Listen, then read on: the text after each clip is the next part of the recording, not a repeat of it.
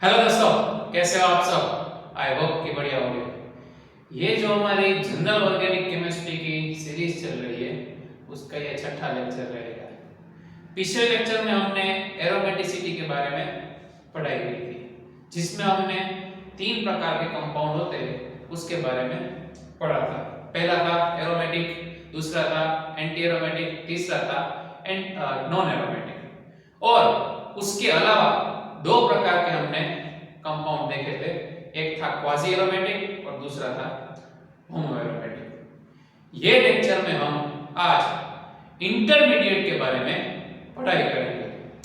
तो 8 प्रकार के कुल इंटरमीडिएट होते हैं, जिसमें से इस लेक्चर में हम कार्ब केटायन के बारे में अच्छे से पढ़ाई करेंगे। तो चलिए मेरे साथ हेडिंग लगा दीजिए।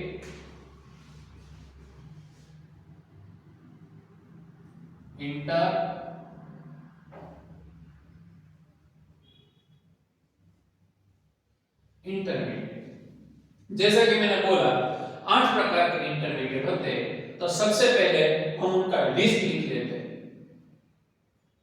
पहला इंटरमीडिएट जो कि आज हम पढ़ने वाले हैं, कार्ब केटायन। दूसरा इंटरमीडिएट कार्ब एनायन। तीसरा इंटरमीडिएट फ्री रेडिकल। चौथा इंटरमीडिएट कार्बीन। पांचवा इंटरमीडिएट बेंजाइन। छठा इंटरमीडिएट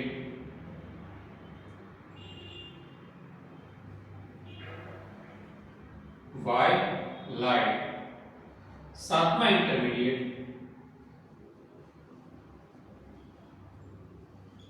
इनेमाइड। और आठवां यानी कि हमारा आखिर वाला नाइट्रीन। तो जनरल ऑर्गेनिक केमिस्ट्री में इतने प्रकार के इंटरमीडिएट होते हैं। कौन कौन से? पहला है कार्ब केटायन, जो आज हम इसके बाद पढ़ने वाले हैं। दूसरा है कार्ब एनायन। तीसरा है फ्री रेडिकल। चौथा है कार्बीन।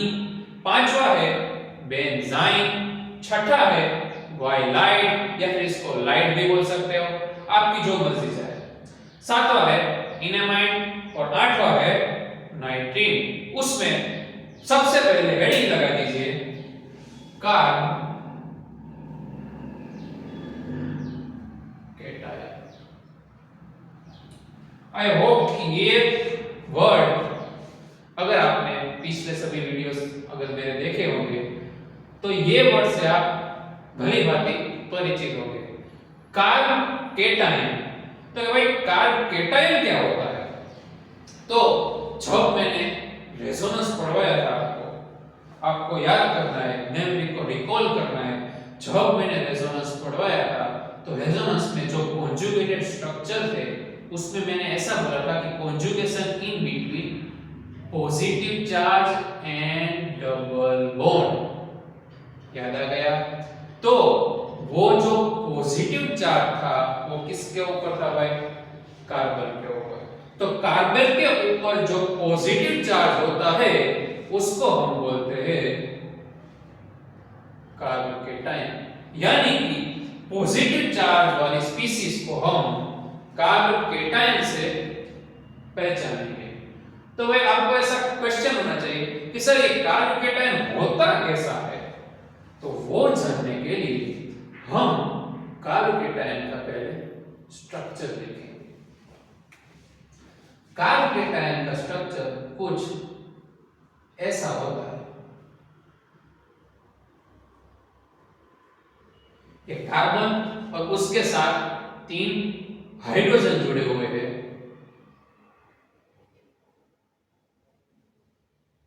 और ये CH3 तो हमने लिख लिया है, लेकिन मैंने अभी ऐसा बोला कि कार्ब केटायन वही होता है जिसके ऊपर पॉजिटिव चार्ज होता है। तब मुझे इसमें पॉजिटिव चार्ज भी दिखाना पड़ेगा ना। तो ये हो जाएगा हमारा पॉजिटिव। ये जो है हमारी ऑर्बिटल है, यानी कि कार्बन के अंदर जो ऑर्बिटल होती है वो मैंने इधर ड्रॉ की है, और वो ऑर्बिटल में इलेक्ट्रॉन कम होने से पॉजिटिव चार्ज जनरेट होता है। तो इधर मैंने लिख लिया कार्बोकेटायन का स्ट्रक्चर। इसको हम CH3 पॉजिटिव से भी पहचान सकते हैं। ब्रैकेट में लिख देता हूं CH3 पॉजिटिव। तो ये कुछ ऐसा स्ट्रक्चर मिला। अब आपको ऐसा क्वेश्चन होगा कि सर ये जो आपने स्ट्रक्चर दौरा है वो हमें समझ में आ गया, लेकिन ये स्ट्रक्चर को बोलते क्या है? तो मेरे प्यारे दोस्तों, ये स्ट्रक्चर को हम बोलेंगे ट्रायगोनल प्लेन। ये स्ट्रक्चर को हम क्या बोलेंगे भाई? Trigonal plane. और अगर मुझे इसका हाइब्रिडाइजेशन फाइंड करना हो, ट्रायगोनल प्लेनर वाले कार्बोकेटायन के स्ट्रक्चर का अगर मुझे हाइब्रिडाइजेशन फाइंड करना हो, तो उसका हाइब्रिडाइजेशन sp2 होता है। और इसके आगे कार्बोकेटायन जो होता है, यानी कि ये जो हमने CH3 पॉजिटिव लिखा, वो बोरेन के साथ आइसो इलेक्ट्रॉनिक के रिलेशन में होता है। यानी कि मैं इधर ऐसा लिख सकता हूं आइसो इलेक्ट्रॉनिक विथ बोरेन। ये शब्द आपने शायद पहली बार सुना होगा, बोरेन, यानी कि BH3। मतलब आइसो इलेक्ट्रॉनिक का मीनिंग क्या होता है? कोई मुझे बता सकता है? अगर आपको पता है आइसो इलेक्ट्रॉनिक का मीनिंग क्या है, तो आप मुझे नीचे कमेंट बॉक्स में लिख के मुझे भेजना। तो आइसो इलेक्ट्रॉनिक मतलब नाम में ही उसका मीनिंग छुपा हुआ है। आइसो और इलेक्ट्रॉनिक, यानी कि उसमें इलेक्ट्रॉन की जो संख्या है वो सेम हो। कम फिक्स। क्या बोला मैंने? आइसो इलेक्ट्रॉनिक का सिंपल मीनिंग ऐसा होता है कि भाई आप जो भी स्ट्रक्चर को कंपेयर कर रहे हो उसके इलेक्ट्रॉन की जो संख्या है वो सेम रहेगी। चलिए एग्जांपल से देखते हैं। ये मैंने ले लिया इधर, क्या ले लिया? CH3 पॉजिटिव, यानी कि हमारा प्यारा सा कार्बोकेटायन। अब मुझे इसमें इलेक्ट्रॉन फाइंड करने हैं, तो आपको बता दें कि कार्बन के 6 इलेक्ट्रॉन होते हैं। तो पहले मैं इधर 6 लिख लेता हूं, प्लस कार्बन के तो इलेक्ट्रॉन लिख लिए। अब हमारे पास है हाइड्रोजन, छोटा सा हाइड्रोजन। हमें पता है कि एक हाइड्रोजन के पास एक इलेक्ट्रॉन होता है, लेकिन हमारे पास कितना हाइड्रोजन है? 3। तो 3 हाइड्रोजन के 3 इलेक्ट्रॉन मैं यहाँ पे लिख लेता हूं। चलिए टोटल कितने इलेक्ट्रॉन हो गए भाई? 6 + 3 9। लेकिन छोटा सा इसमें ट्विस्ट भी आएगा। ऊपर कौन सा चार्ज है? Positive charge. पॉजिटिव चार्ज यानी कि उसके पास इलेक्ट्रॉन की कमी है। उसके पास इलेक्ट्रॉन की कमी कब हुई? जब उसने अपना एक इलेक्ट्रॉन एटमॉस्फेयर में डोनेट कर दिया। मतलब कि एक इलेक्ट्रॉन चला गया। अगर वो एक इलेक्ट्रॉन चला गया है तो इधर में एक इलेक्ट्रॉन कम करूंगा, -1। क्या आंसर आता है भाई? 6 और 3 9, और उसमें से एक जाए तो 8 इलेक्ट्रॉन। इधर मैंने ऐसा लिखा कि ये जो है वो बोरेन के साथ आइसो इलेक्ट्रॉनिक के रिलेशन में, मतलब कि बोरेन के और CH3 पॉजिटिव के इलेक्ट्रॉन की संख्या सेम होगी। चलिए देखते हैं। इधर लिख लेते हैं हमारा बोरेन। हमें पता है कि ये बोरेन में एक बोरोन है और 3 हाइड्रोजन है। एक बोरोन है और 3 हाइड्रोजन है। हमें पता है कि बोरोन का जो एटॉमिक नंबर है वो 5 होता है। अगर बोरोन का एटॉमिक नंबर 5 होता है तो उसमें इलेक्ट्रॉन की भी संख्या कितनी होगी? 5 होगी। तो पहले हम इधर 5 लिख लेते हैं। प्लस हमारे छुट्टू से 3 हाइड्रोजन, 3 हाइड्रोजन के 3 इलेक्ट्रॉन। चलिए लिख लेते हैं 3 हाइड्रोजन के 3 इलेक्ट्रॉन। चलिए इसके ऊपर चार्ज आपको दिख रहा है भाई? नहीं दिख रहा, तो हम इधर कुछ आगे प्लस और माइनस नहीं करेंगे।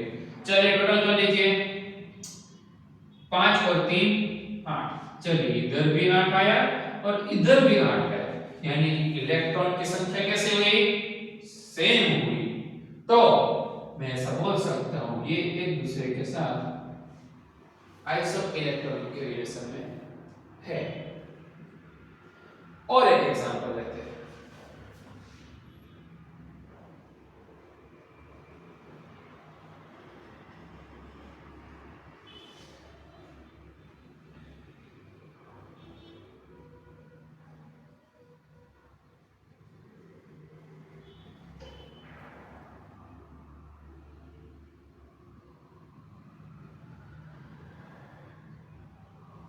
चलिए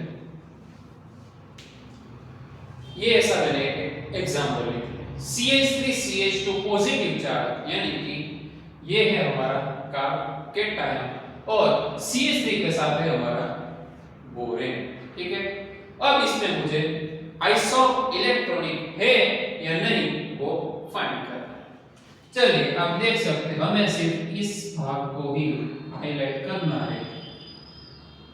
चलिए CH2 कार्बन के हो गए 6, जैसा कि ऊपर मैंने बोला था कार्बन के पास कितने इलेक्ट्रॉन होते हैं भाई?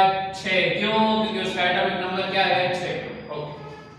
प्लस इसके पास हाइड्रोजन कितने हैं भाई? 2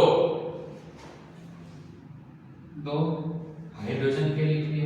अब आप ऊपर देख सकते हैं कि हमारा पॉजिटिव चार्ज है। क्या है? हमारा पॉजिटिव चार्ज है। अगर उस पे पॉजिटिव चार्ज है तो उसने एक इलेक्ट्रॉन दिया होगा। अगर उसने एक इलेक्ट्रॉन दिया है तो उसमें से हम एक इलेक्ट्रॉन कम करेंगे। चलो एक इलेक्ट्रॉन हो गया कम। मान दीजिए टोटल 6 और 2 8, 8 में से एक जाए तो 7। Very good. चलिए अब बोरोन की बारी। बोरोन में आप देख सकते हैं एक बोरोन है और 2 हाइड्रोजन है। बोरोन का एटॉमिक नंबर हमें पता है कि 5 होता है। तो बोरोन का एटॉमिक नंबर अगर 5 है तो उसके पास इलेक्ट्रॉन की संख्या जो होगी वो होगी 5। चलो 5 लिख ली। बाद में हाइड्रोजन के पास हाइड्रोजन का इलेक्ट्रॉन, हाइड्रोजन के पास इलेक्ट्रॉन 1 होता है। वैसे हमारे पास 2 हाइड्रोजन है तो उसके पास इलेक्ट्रॉन हो गए 2। चलिए काउंट कर दीजिए, आ गया 7। मतलब कि ये दोनों स्ट्रक्चर भी एक दूसरे के साथ आइसो इलेक्ट्रॉनिक के रिलेशन में होंगे। तो ये हमने कार्बोकेटायन के बारे में कुछ बेसिक डिटेल्स ली। इसके आगे अब हम पढ़ेंगे कार्बोकेटायन की स्टेबिलिटी।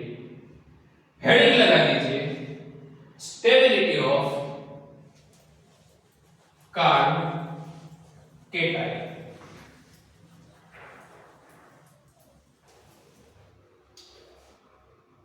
क्या हेडिंग लगाना है भाई? Stability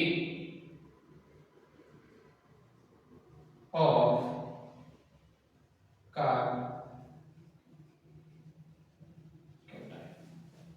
stability of carbocation. अगर कार्बोकेटायन की मुझे स्टेबिलिटी फाइंड करनी हो तो मैं आपको सिंपल लैंग्वेज में छोटे से फॉर्मूला बोलो तो फॉर्मूला, या फिर एक सेंटेंस के फॉर्म में अगर मैं लिखूं वैसे आपको बताना चाहूं तो कार्बोकेटाइन की स्टेबिलिटी अल्फा हाइड्रोजन के ऊपर निर्भर रहेगी। क्या बोला मैंने? कार्बोकेटाइन की स्टेबिलिटी अल्फा हाइड्रोजन के ऊपर डिपेंड करेगी। यानी कि अगर अल्फा हाइड्रोजन की संख्या बढ़ेगी तो कार्बोकेटाइन की स्टेबिलिटी भी बढ़ेगी। अगर अल्फा हाइड्रोजन की संख्या अगर कम होगी तो कार्बोकेटाइन की स्टेबिलिटी भी कम होगी। तो सिंपल में इधर लिख लूं carbocation proportional to number of alpha hydrogen। क्या बोला मैंने भाई? कार्बोकेटाइन ना अगर अल्फा हाइड्रोजन की अगर अल्फा हाइड्रोजन इंक्रीज हो गए तो कार्बोकेटाइन की स्टेबिलिटी भी इंक्रीज होगी। कार्बोकेटाइन की स्टेबिलिटी डिक्रीज कब होगी? जब अल्फा हाइड्रोजन हमारे कम होंगे। और अगर विस्तार से मैं लिखना चाहूं कि कार्बोकेटाइन के बारे में तो नंबर ऑफ अल्फा हाइड्रोजन कब इंक्रीज होंगे? अगर मैं आपको लॉजिक लगाने को बोलूं कि भाई अल्फा हाइड्रोजन इंक्रीज हो रहे मतलब उसके पास जो इलेक्ट्रॉन रिच वाले ग्रुप है वो इंक्रीज हो रहा है, ऐसा मैं इनडायरेक्टली बोल सकता हूं। क्या बोला मैंने? यानी कि ऐसे ग्रुप जो अपने इलेक्ट्रॉन सामने वाले को डोनेट करें, यानी कि प्लस आर वाले को याद कीजिए, यानी कि प्लस एच वाले ग्रुप, यानी कि प्लस आई वाले ग्रुप, ये तीनों ग्रुप है वो अपनी इलेक्ट्रॉन डेंसिटी जो है वो सामने वाले ग्रुप को डोनेट कर रहे हैं। अगर मुझे इसको प्रोपोर्शनल के फॉर्म में लिखना हो तो मैं ऐसे कुछ लिख सकता हूं, carbocation proportional to plus R plus H plus I. यानी कि अगर कोई कंपाउंड में प्लस आर वाले प्लस एच वाले या फिर प्लस आई वाले ग्रुप की संख्या अगर इंक्रीज होगी तो हमारे कार्बोकेटाइन की स्टेबिलिटी भी इंक्रीज होगी। अगर मुझे इसमें और डिटेल में लिखना हो तो it's proportional to inversely proportional to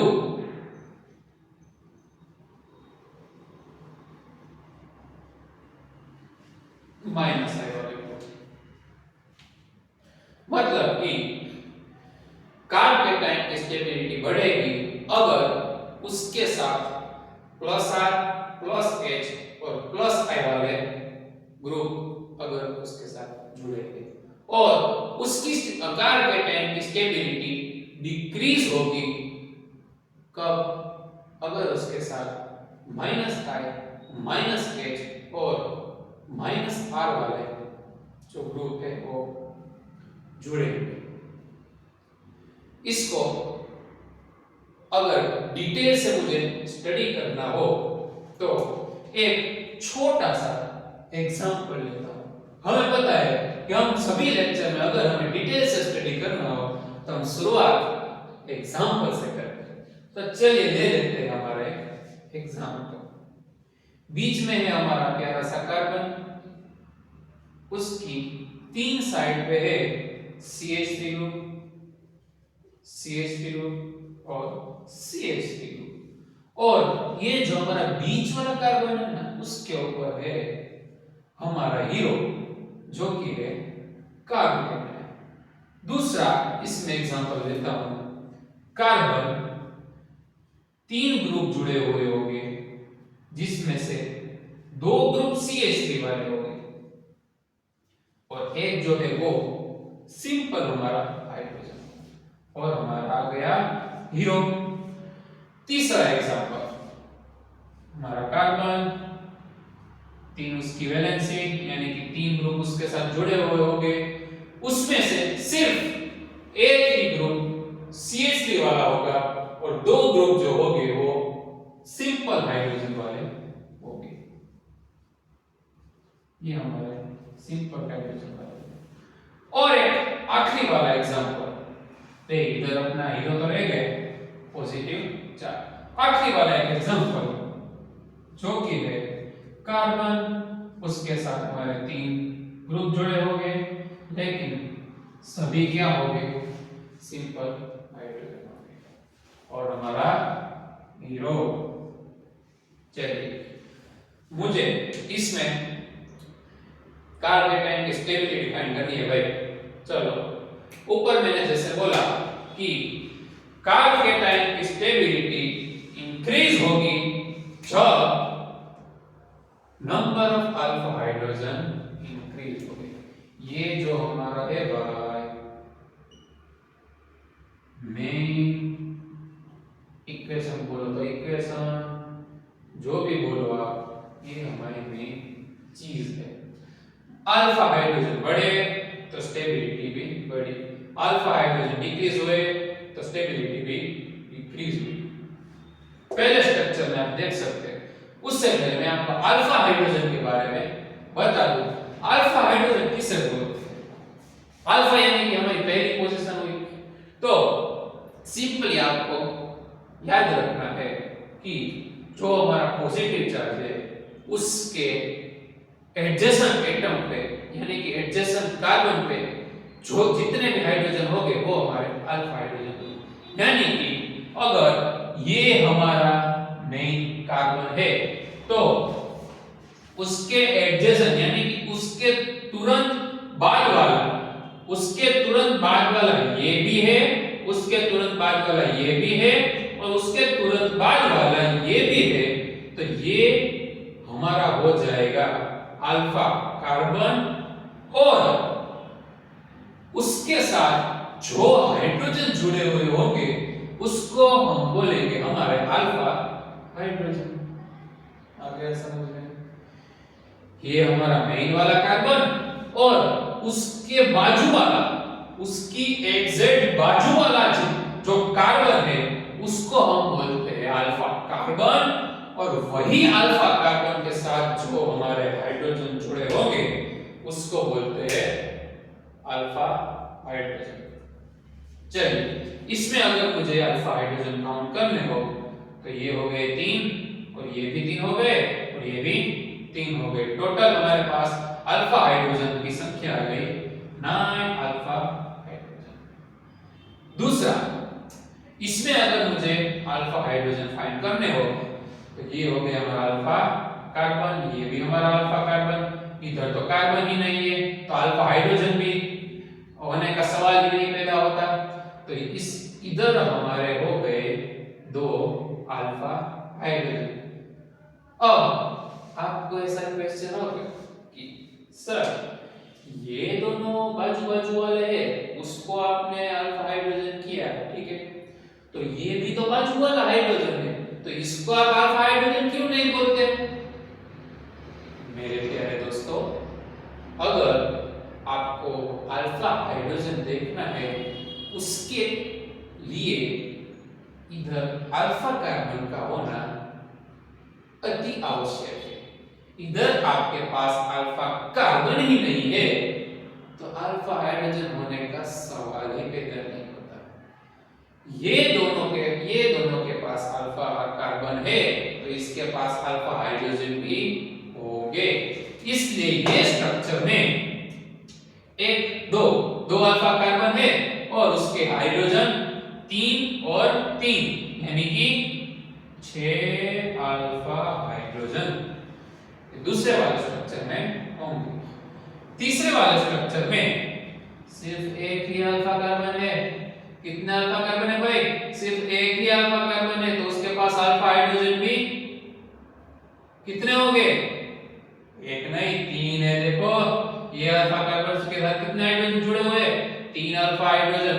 और ये दोनों को तो हम कंसीडर नहीं करेंगे। क्यों? क्योंकि उसके पास अल्फा कार्बन ही नहीं है। एक अल्फा कार्बन उसके साथ जुड़ा हुआ है 3 हाइड्रोजन, तो हमारे अल्फा हाइड्रोजन हो जाएंगे 3 अल्फा हाइड्रोजन। और फाइनल वाला आप देख सकते हैं कि इसमें एक भी अल्फा कार्बन नहीं है। अगर एक भी अल्फा कार्बन नहीं है तो उसके पास हाइड्रोजन ही नहीं होगा, अल्फा हाइड्रोजन। तो इधर मैं लिख सकता हूं 0 अल्फा हाइड्रोजन। अगर मुझे इसमें कार्बोकेटायन यानी कि हमारा जो हीरो है उसकी स्टेबिलिटी का फॉर्म लिखना हो तो मैं ऐसे लिख सकता हूं, सबसे ज्यादा वो स्टेबल होगा जिसके पास नंबर ऑफ अल्फा हाइड्रोजन ज्यादा होगा। सबसे ज्यादा किसके पास है भाई? 9, 6, 3 और 0। सबसे ज्यादा इसके पास है, तो सबसे ज्यादा स्टेबल होगा ये। उसके बाद आया 6, तो उससे कम स्टेबल होगा ये दूसरा वाला। और उसके बाद आया ये 3, तो उससे कम होगा ये तीसरा वाला। और आखिर वाला कि जिसके पास एक भी अल्फा हाइड्रोजन नहीं है वो आ जाएगा। तो अगर मुझे इसका स्टेबिलिटी का ऑर्डर लिखना हो तो मैं ऐसे लिख सकता हूं, ये जो कार्बोकेटायन है उसको मैं टर्शियरी कार्बोकेटायन बोल सकता हूं। क्यों? क्योंकि उसके साथ 3 ग्रुप कार्बन वाले जुड़े हुए हैं। तो ये हो जाएगा हमारा टर्शियरी, ये हमारा हो जाएगा सेकेंडरी। क्यों? क्योंकि इसके साथ 2 कार्बन वाले दो कार्बन कार्बोकेटायन के साथ जुड़े हुए हैं। और उसके बाद ये हो जाएगा प्राइमरी, क्योंकि एक कार्बन वाला है और इसके पास तो है कुछ है ही नहीं। तो हमारा स्टेबिलिटी का ऑर्डर हो जाएगा कुछ ऐसा। समझ में आ गया भाई? तो ये हमने एक एग्जांपल देखा। अब और एक एग्जांपल देखते हैं जिससे हमें अच्छे से ख्याल आ जाए कि कार्बोकेटायन की स्टेबिलिटी निकालते कैसे। चलो इसको मैं रब कर देता हूं।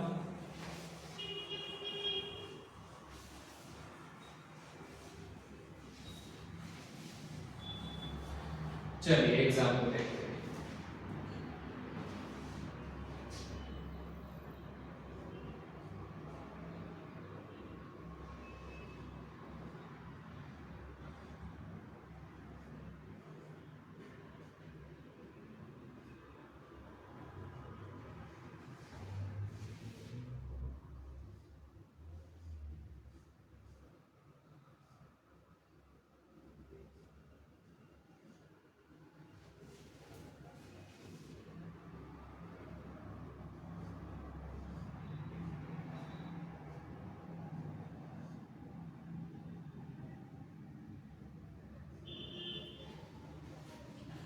चलिए 4 स्ट्रक्चर मैंने इधर ड्रॉ किए हैं जिसमें मैंने अलग अलग जगह पे कार्बोकेटायन ड्रॉ किए गए।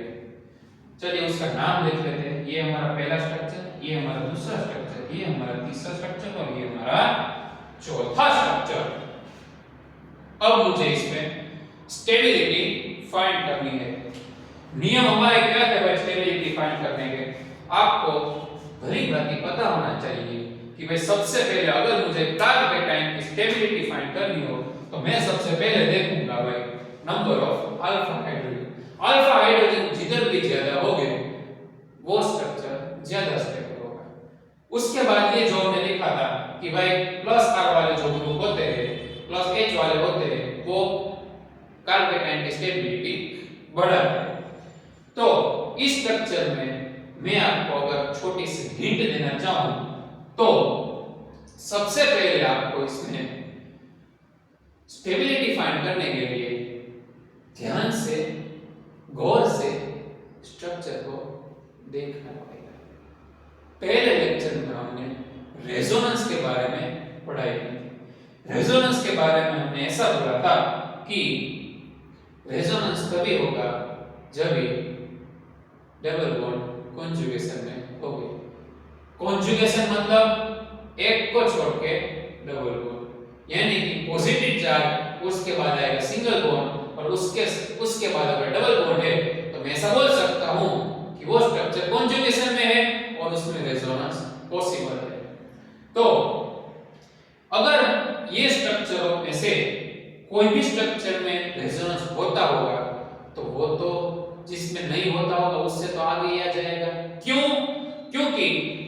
रेजोनेंस होने से हमें पता है एक से ज्यादा स्ट्रक्चर मिलते हैं। अगर एक से ज्यादा स्ट्रक्चर मिलेंगे तो अल्फा हाइड्रोजन उसमें ज्यादा होने की संभावनाएं बढ़ जाएगी। तो सबसे पहले ये क्वेश्चन में हम देखेंगे कि किसमें रेजोनेंस हो रहा है और किसमें रेजोनेंस नहीं होता है। चलिए पहला स्ट्रक्चर, इधर हमारा पॉजिटिव चार्ज सिंगल और उसके बाद डबल, इसमें रेजोनेंस होता है, यस होता है, तो इसमें रेजोनेंस पॉसिबल है। दूसरा स्ट्रक्चर पॉजिटिव चार्ज उसके बाद सिंगल बॉन्ड उसके बाद डबल बॉन्ड नहीं है, तो इसमें रेजोनेंस होगा नहीं, तो इधर मैं लिख सकता हूं नो रेजोनेंस। तीसरा स्ट्रक्चर पॉजिटिव चार्ज उसके बाद सिंगल बॉन्ड और उसके बाद डबल बॉन्ड, यानी कि ये कॉन्जुगेशन में है, अगर कॉन्जुगेशन में है तो इसमें रेजोनेंस होगा, इसमें रेजोनेंस होगा।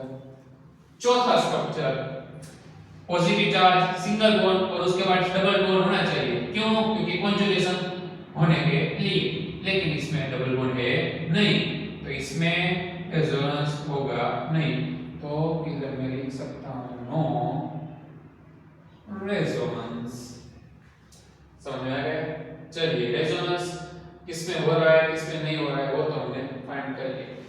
ये दोनों में रेजोनेंस नहीं हो रहा है तो मतलब 2 और 4 नंबर तो आखिर में ही आएंगे। आगे कौन सा आएगा? ये पहला वाला और तीसरा वाला। चलिए तो पहले और तीसरे वाले में सबसे पहले हम अल्फा हाइड्रोजन को फाइंड करेंगे, लेकिन आपको रेजोनेंस के जितने भी स्ट्रक्चर उसमें अगर फॉर्म हो रहे हैं वो दोनों स्ट्रक्चर में आपको अल्फा हाइड्रोजन फाइंड करना होगा। सबसे पहले मैं ले लेता हूं ये स्ट्रक्चर, इसको मैं उठा के इधर ले लेता हूं, ऐसा कुछ स्ट्रक्चर है ना। चलिए सबसे पहला स्ट्रक्चर मैंने ये लिख लिया, इसमें आप अल्फा हाइड्रोजन फाइंड करें, तो ये हो गया हमारा अल्फा कार्बन और ये हो गया हमारा दूसरा अल्फा कार्बन, लेकिन इधर एक आपको मैं बात बता देता हूं जो आपको याद रखनी है। अल्फा हाइड्रोजन आप उसी के कंसीडर करोगे कि जो अल्फा कार्बन sp3 हाइब्रिडाइज होगा। क्या बोला मैंने? फिर से आप अल्फा हाइड्रोजन उसी के कंसीडर करोगे जिसका अल्फा कार्बन sp3 हाइब्रिडाइज होगा, मतलब कि जो भी अल्फा कार्बन के ऊपर डबल बॉन्ड है उसका अल्फा हाइड्रोजन कंसीडर हम नहीं कर सकते। तो चलिए ये फिनोमेना इसमें अप्लाई करते हैं। ये पॉजिटिव चार्ज के ये दोनों अल्फा कार्बन, ये अल्फा कार्बन के पास डबल बॉन्ड है तो ये हम कंसीडर करेंगे नहीं, सिर्फ ये अल्फा कार्बन के हाइड्रोजन ही कंसीडर करेंगे। तो हम देख सकते हैं कि यहाँ पे एक और ये दो अल्फा हाइड्रोजन होंगे। पहले स्ट्रक्चर में मिल गए हमारे 2 अल्फा हाइड्रोजन। इसमें अगर आगे हम रेजोनेंस करवाएं तो ये आ जाएगा इधर और पॉजिटिव चार्ज है वो इधर जनरेट हो जाएगा। अब इसमें मुझे अल्फा हाइड्रोजन फाइंड करने हैं, तो ये एक और ये 2 कार्बन, लेकिन ये तो हम कंसीडर नहीं कर सकते, तो सिर्फ ये और इधर अल्फा हाइड्रोजन कितने भाई? 2 अल्फा हाइड्रोजन, और टोटल हमारे पास हो गए 4 हाइड्रोजन। पहले स्ट्रक्चर में हमें अल्फा हाइड्रोजन की संख्या मिली 4। अब तीसरे वाले जो स्ट्रक्चर है उसको मैं इधर अगर लिखूं,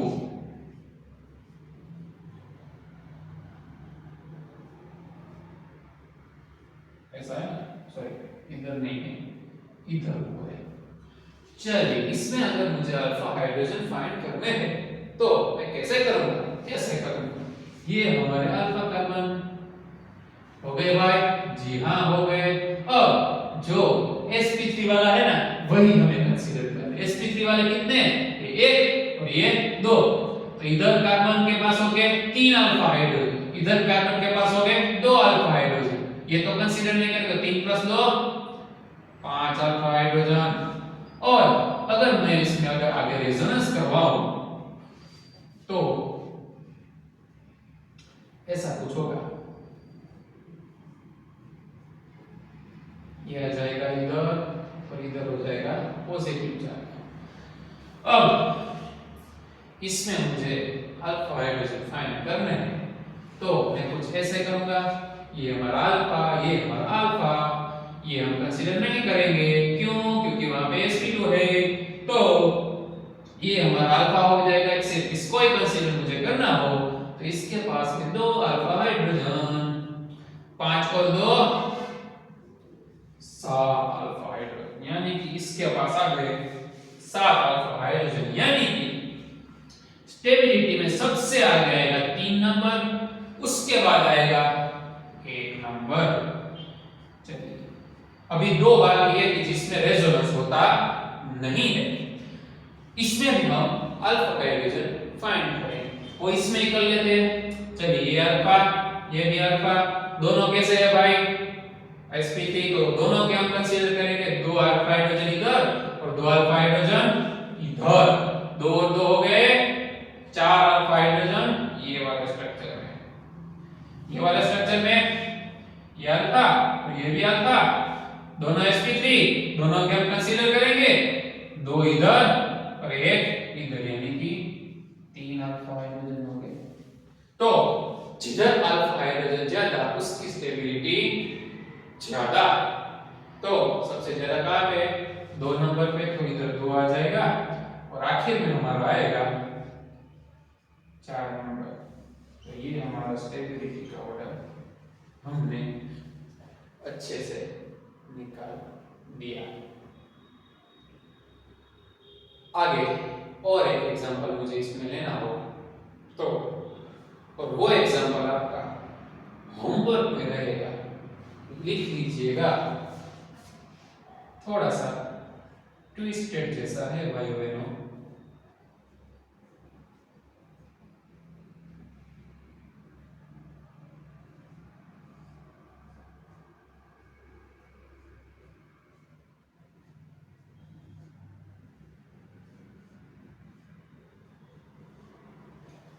चलिए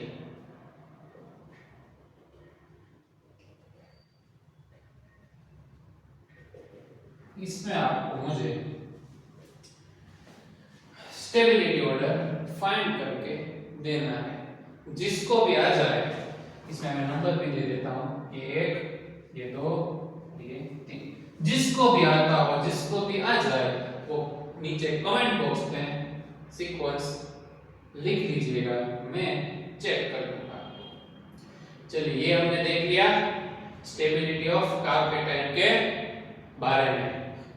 इससे आगे हम देखेंगे क्लासिफिकेशन ऑफ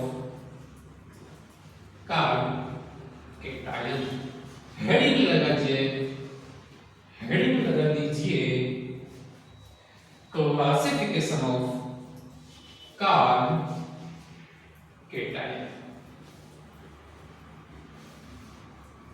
चलिए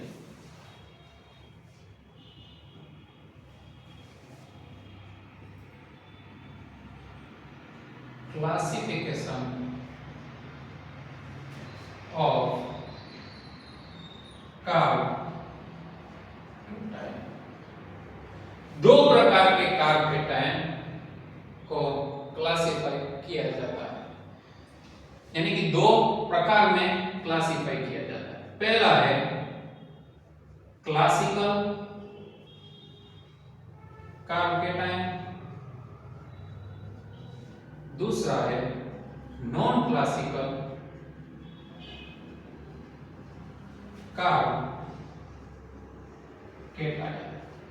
चलिए अच्छे से जल्दी से ये दोनों के बारे में पढ़ लेते हैं। पहला लेते हैं हम classical carbocation.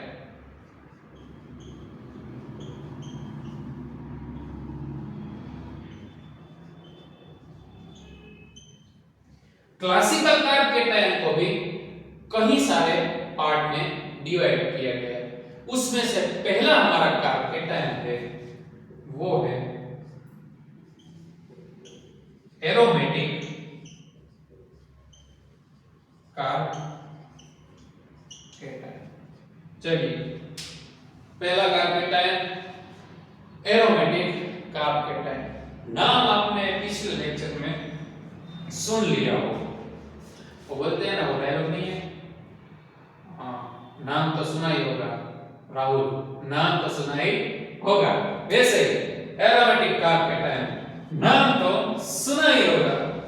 Aromatic car cation कैसा कार कैटायन होता है? ऐसा कार कैटायन होता है कि जो एरोमेटिक होता है। तो आपको एग्जांपल भी पता है क्या? एरोमेटिक कार कैटायन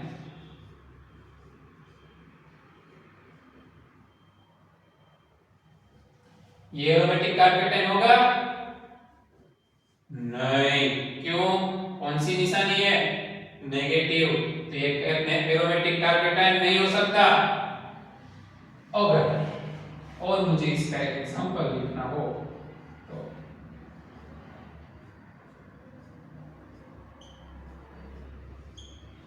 कौन सा कार कैटायन हो सकता है? Aromatic car cation. क्यों? 2 4 6 2 2 और 6 एरोमेटिक। अब दूसरा किधर लिखो? ऊपर लिखो। चलो दूसरा कार कैटायन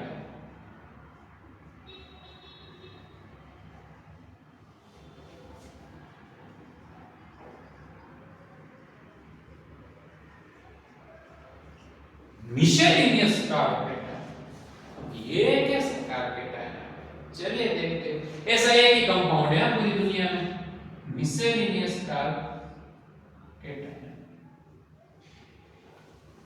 ये एग्जांपल है मिशेलिनियस कार कैटायन का। इसके बाद आएगा तीसरा सब्स्टिट्यूटेड कार कैटायन।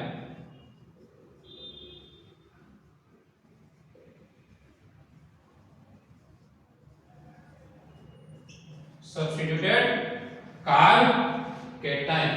अब ये कैसा कैटायन होगा? ऐसा होगा भाई, ऐसा कैटायन जिसके बाजू में लोन पेयर हो। क्या बोला भाई?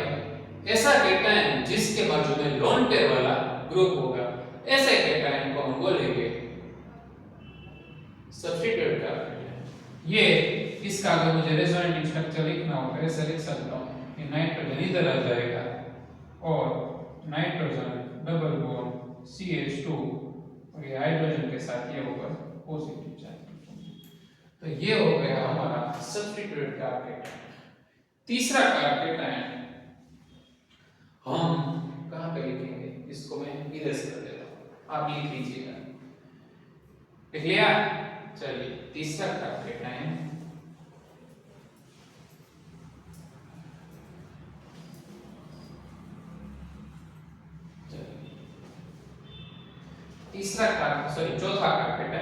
चौथा कार कैटायन हमारा है रेजोनेटिंग कार कैटायन।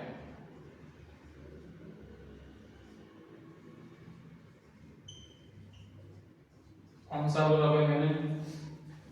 सब्स्टिट्यूट के बाद रेजोनेटिंग कार कैटायन। एग्जांपल लेते हैं जो मैंने आपको होमवर्क में दिया था। सॉरी इधर ये वाला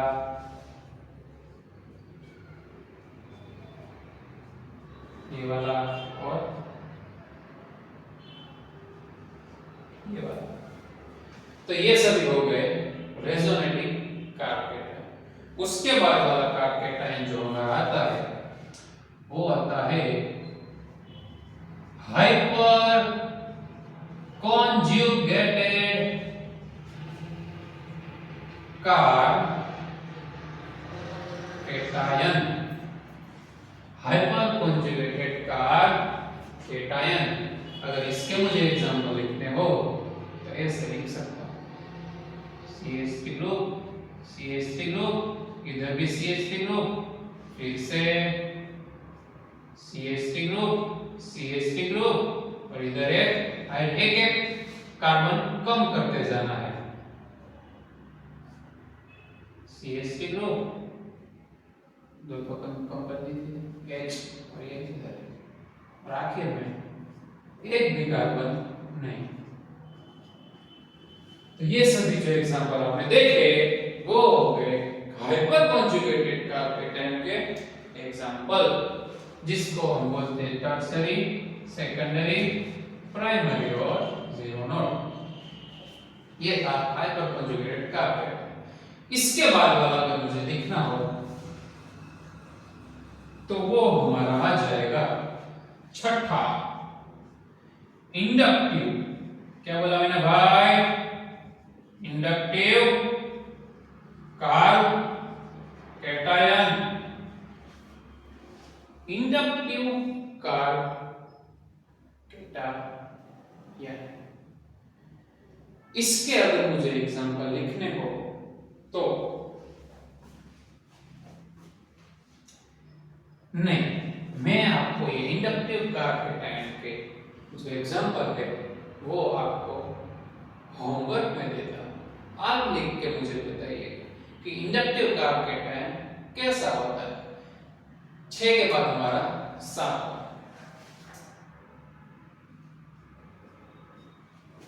person S character carb cation. तो एक परसेंटेज कैरेक्टर कार्ब कैटायन कैसा होगा? ऐसा होगा, देखिए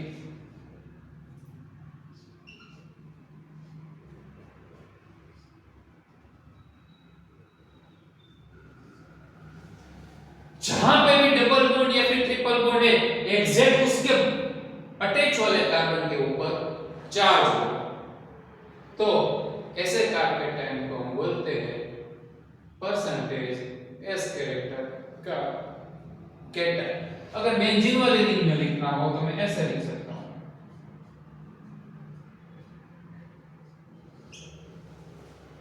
समझ में आ गया भाई? आगे ना, ओके।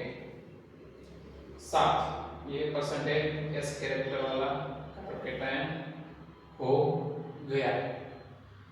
अब मुझे इंडक्टिव वाले कार्ब कैटायन के एग्जांपल मैं ही बता देता हूं, देख लो।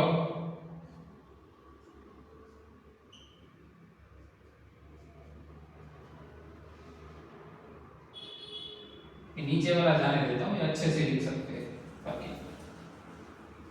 इंडक्टिव कार्ब कैटायन के एग्जांपल Ct3, Cd3 और CH3। याद आया भाई? प्लस आयोडर।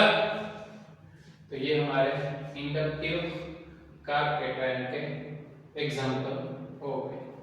तो ये जो मैंने क्लासिफिकेशन की वो थी क्लासिकल कार्ब कैटायन के बारे में। दूसरा जो है नॉन क्लासिकल कार्ब कैटायन, उसको आपको डिटेल में स्टडी करना नहीं है, लेकिन उसमें कौन कौन से आते हैं वो मैं आपको बता देता हूं। तो इधर ही लिख लेता हूं। जो दूसरा है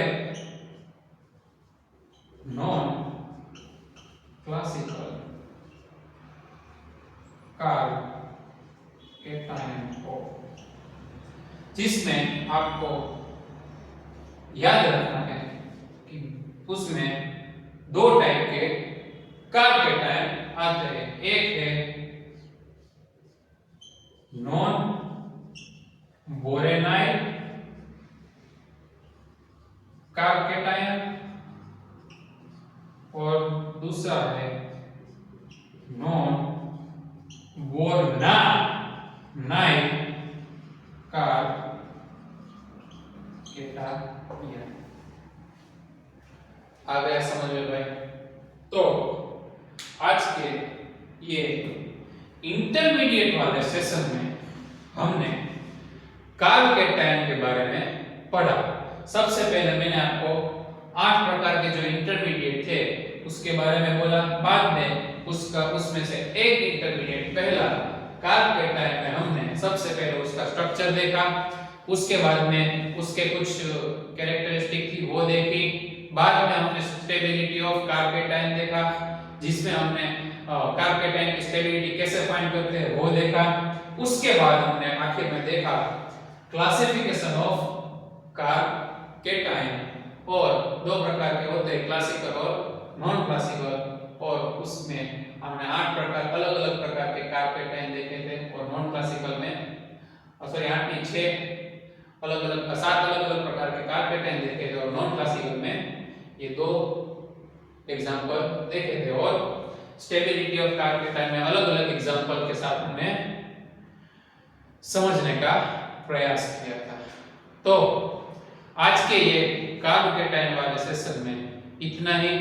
आज के लेक्चर में हमने कार्बोकेटायन के बारे में बहुत अच्छे से पढ़ लिया है। आप अच्छे से पढ़िएगा और ऐसे क्वेश्चन अपने आप बना के उसको सॉल्व करने का प्रयास कीजिएगा।